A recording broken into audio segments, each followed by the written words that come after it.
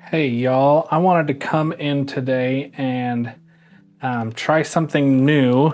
I just was talking to another tattoo artist and they were saying that they use gouache paints for their flash tattoos. So I tried doing a little bit here in this sketchbook, but it's not watercolor paper, so I just want to try a more honest approach. I'm going to take this watercolor paper here, and I think I just am going to do kind of a quick, rowdy, rough and raw little gouache painting just to see how it feels, see if there's anything I'm missing. I didn't even think about using gouache for flash painting, but I want to give it a go and we'll see how it feels. So join me, won't you? Before we jump into the painting, I wanted to quick talk about what paints I'm going to be using. These are the Holbein acrylic gouache.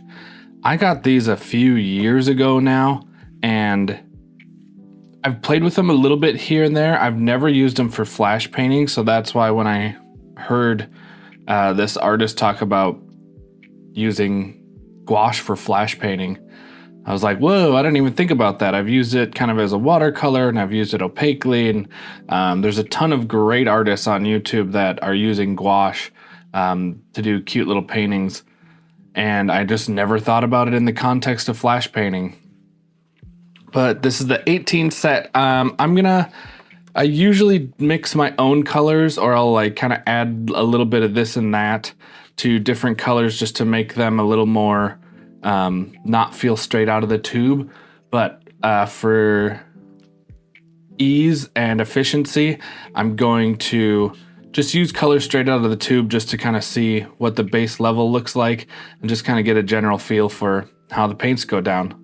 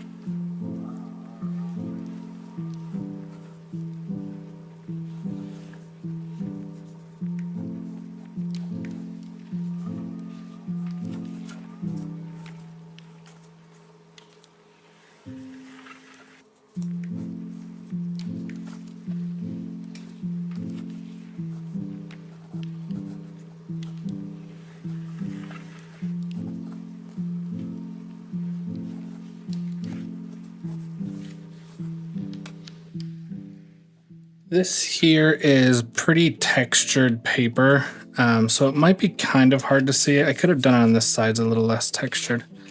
I'm now realizing that the orientation of this drawing is a little more like this, but we'll kind of keep working it like this so it fits on all the screen. You might be having a hard time seeing it. Now I just use a little red pencil. I'm going to use this Micron 0.1. Just so there's a black line so I can see what's going on. Right now I'm even having kind of a hard time seeing just because there's so much texture. So I'm going to lay down some black lines and then we'll paint back into it.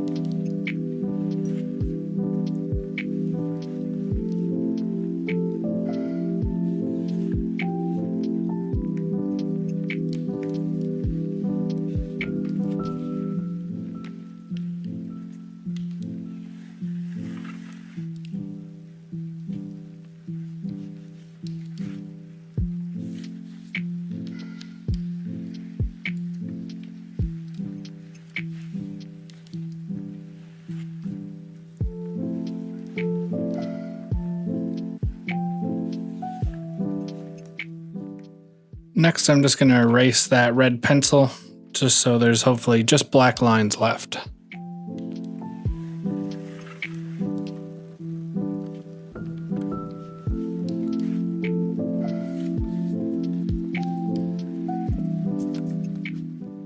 She's a little rough and raw, but I think for the purpose of the exercise, I think it'll do just perfect. Next, what I would like to do is wet the paper, and then we'll start laying down our black shadows, and we'll add color from there.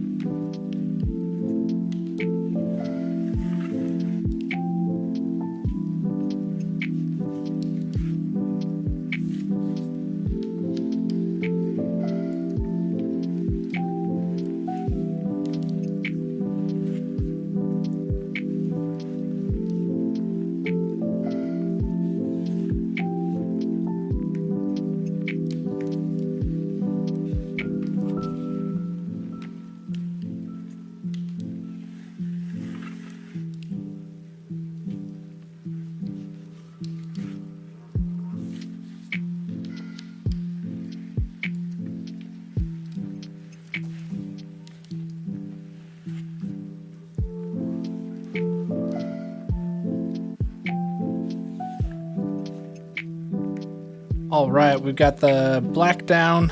I got a little bit of red here. We're gonna do the rose, and then we'll figure out what we're doing in the rest of the pieces. I'm curious to see how the red is going to overlap. I'm hoping that I can just kind of go over the black and it won't be too opaque. I did add just a touch of water, just got my brush really wet and then kind of went into the paint. So we'll see how she takes.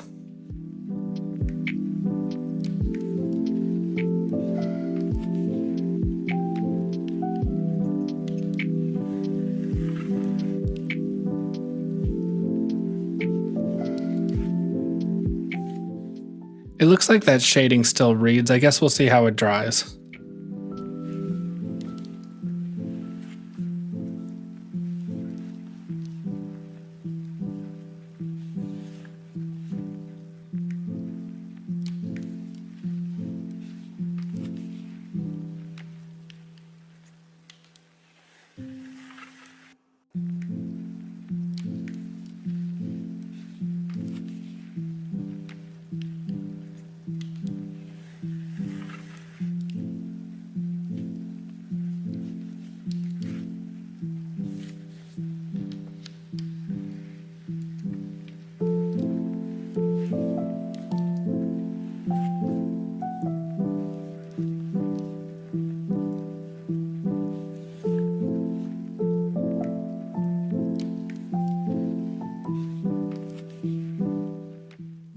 Next up is green. We'll do green in the leaves.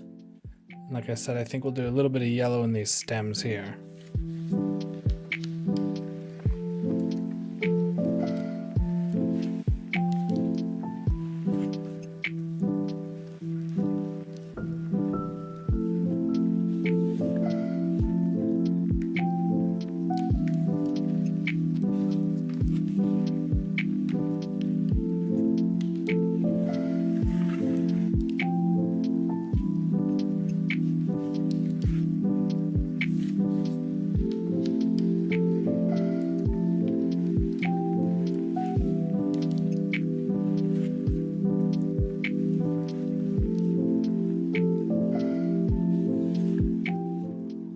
green and red down. You know, I don't know if I would have picked this green, but I do like how it looks right out of the tube. It's definitely not a decision I typically would make, but I'm liking it. So I'm going to let that dry a little bit, and then we'll come in and throw some of those yellows in, and then I'm going to come back and outline everything before it's finished, and we'll kind of chat about it at the end.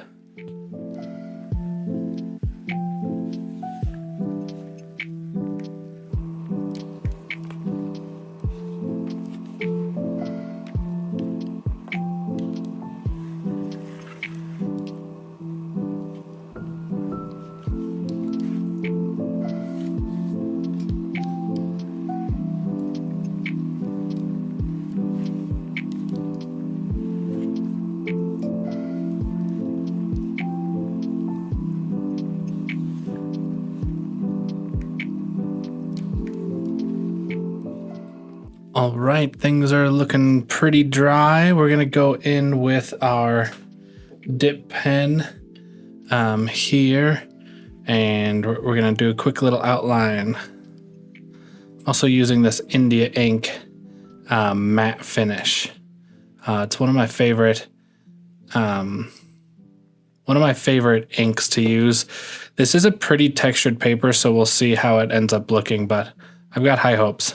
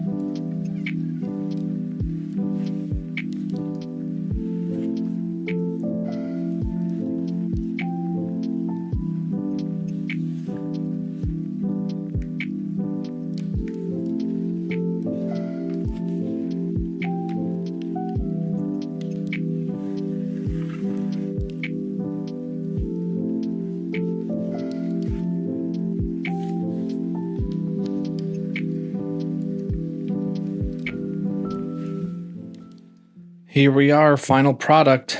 I'm really pleased with how it turned out. I think at the end of the day, I was fighting the textured paper more than anything.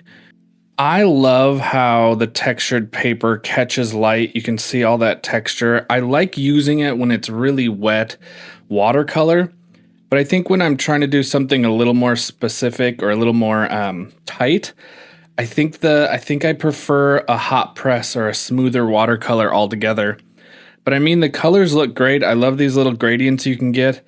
I think mixing these colors just a little, pushing them one way, cooler, warmer, something like that, I think would really look great. And I'm excited to use these again. That might even be the next video. I'm pretty jazzed, and just kind of after coming off of seeing a bunch of great artists at this little tattoo convention I went to, I'm definitely feeling motivated to paint some more flash. So if you like this kind of stuff, stick around. And I appreciate you hanging out and joining me on this adventure. I'll see you in the next one.